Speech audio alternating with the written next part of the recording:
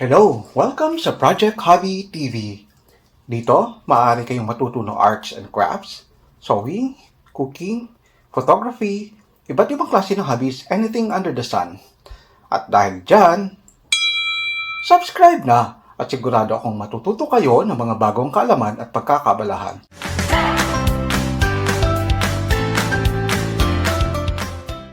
Nakapag-troubleshoot tayo today ng isang issue o isang problem regarding sa yung karayom tumatama doon sa ating bobbin case holder. So, papakita natin yung video somewhere dito. Ayan yung nagiging problema kasi kapag binababa nila yung karayom, bumubunggo doon sa bilog na umiikot. So, actually matagal na usapan. Siguro inabot kami ng ilang araw ng exchange ng messages sa IG. So, sasend ng picture, sasend ng video. Kailangan kasi nating alamin kung saang area nagkakaroon ng problema or saan nagsisimula yung problema na yon. So, syempre, virtual tayo. Kinakailangan talaga ng patience. So, again, sa pananahe, kasama yung pagkukumpuni ng ating mga makina ay ang ating mahabang pasensya. So, si pasensya ay hindi lang pagkain, isa din siyang attitude. Right? So, dapat meron tayong patience. So, yun nga, nagkaroon ng maraming exchange ng messages, videos, and pictures hanggang sa ma-decipher kung ano yung nagiging punot dulo ng problem. So, ang normal kasi na function ng karayom, pagkababa niyan, dapat hindi tumatama dito sa umiikot na to. Saka syempre, yung sa isang video natin, sa ibang mga video natin, naituro natin yung proper timing ng hook at saka ng ating karayom.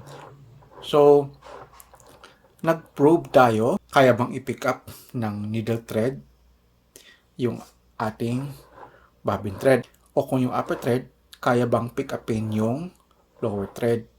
So, in essence, parang hindi nga kayang pick upin dahil gawa nga ng nabubunggo yung karayom doon sa ating tawag dito, bobbin case holder. Wait lang, kukuha ako ng brush, may nakita akong dumi kasi. So, ayun yung reason kung bakit hindi nakukuha yung sinulid. At isa din yun sa dahilan kung bakit hindi sila nakakapagtahi. So, paano nga naman talaga mapipick up ng upper thread yung ating lower thread kapag nabubunggo yung karayom? Maraming testing ang ginawa, maraming checking ang ginawa. Bubuksan muna natin yung ating makina para ma-demonstrate ko sa inyo kung paano namin nasolusyonan yung problem doon sa tumatama yung karayom sa bilog na to. So, kapag bubuksan natin yung ating Simple Sewing Machine, again, lahat ng tornilyo na nasa likod. Alright, so isa-isahin natin. Ayan, so ingat lang, huwag nating baklasin kaagad kasi importante din yung connection. Ito dapat maingat tayo dito kasi dito yung connection doon sa switch. Ayan. Ayan yung itsura kapag nabuksan na natin yung ating Simple Sewing Machine. So, ang ginawa nila, dahil hindi napipick up ng upper thread yung bobbin thread, syempre, kailangan nilang ayos yung timing. Which is tama naman. Pero, siguro nagkaroon ng complication na tumatama na yung karayom doon sa ating bobbin case holder. So, kasi kapag ita-timing mo yung hook doon sa needle, kailangan mong luwagan ito. So, ang naging problem is hindi nahigpitan ulit o hindi naibalik yung screw. Ang naging resulta, umaangat ito. At yun yung reason kung bakit nabubunggo na yung karayom dito sa bilog na ito. Therefore, kapag ganun ang nangyari, i-check ninyo kung ito ba nasikipan nyo ng maayos. Kasi dapat hindi umuurong to eh. Ito, hindi umaangat. Yun yung naging solution doon sa kanilang problem. Bukod doon, chinek ko rin yung tornilyo na to, kung tama ba yung position. Dapat nakaganito siya. Naka-align itong needle shaft sa ating pressure foot shaft. Hindi siya nakaurong dito. Pag number 1, dapat diretso lang yung takbo. Hindi sa right, hindi sa left. So, dapat naka-center siya. So, tandaan nyo rin ito. Dapat ganun yung posisyon niya. So, ayun. Yun yung naging solution doon sa problem nilang nabubunggo yung karayom sa bilog na ito. Right? So, kung may mga similar problem din kayo, i-check nyo.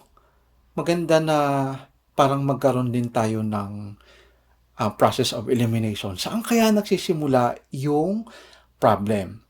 Kapag yung karayom tumatama dito, syempre, either nandito yung problem sa karayom natin, baka hindi na ilagay ng maayos, o kaya ito ay umangat ng konti, hindi natin nasikipan ito ng maayos. Alright? Ayun. Shoutout nga pala kay Ana Bon Rivera. Sila yon magkapatid, yung nag-message sa akin sa IG. At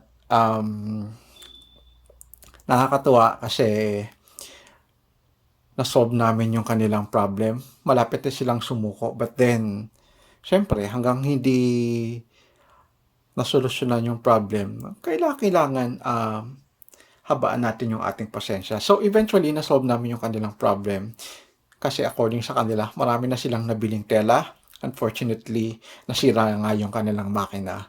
Oo nga naman, mangingiyak-ngiyak kapag ganun kasi imbis na marami kang project, marami kang gustong gawin, paano yun? Nasira na yung makina. Masigasig tayo sa pag-assist ng mga problem ninyo. It's just that, syempre, mahina ang kalaban, isa-isa lang. Pero actually, it's an accomplishment sa part ng channel natin na may natutulungan tayong maayos yung kanilang makina. Marami-rami na rin yung natulungan natin, yung mga nagme-message. Ang maganda lang kasi, kunwari, ganun, kailangan natin i-troubleshoot yung makina ninyo via messaging or whatever platform na meron tayo sa Facebook ba. Kapag maayos ninyong ma-explain yung inyong problem, kapag yung, kunwari, humihingi ako ng image or ng video, nasusunod ninyo yung direction na tinatanong ko, napipigure out natin kung saan yung nagiging problem. Kasi syempre, kunwari, may problema, kinakailangan nating alamin yung iba-ibang areas, yung iba-ibang aspects na maaring contributory doon sa problem natin. So, ayan. Shout out ulit kina Ana Bon Rivera and her sister. That's it muna for today. Maraming salamat sa panonood. At syempre, bago tayo magtapos, huwag natin kalimutang bigyan ng malaking thumbs up ang ating video at i-share. Till next time, dito lang sa Project Hobby, your Hobby TV. Bye-bye!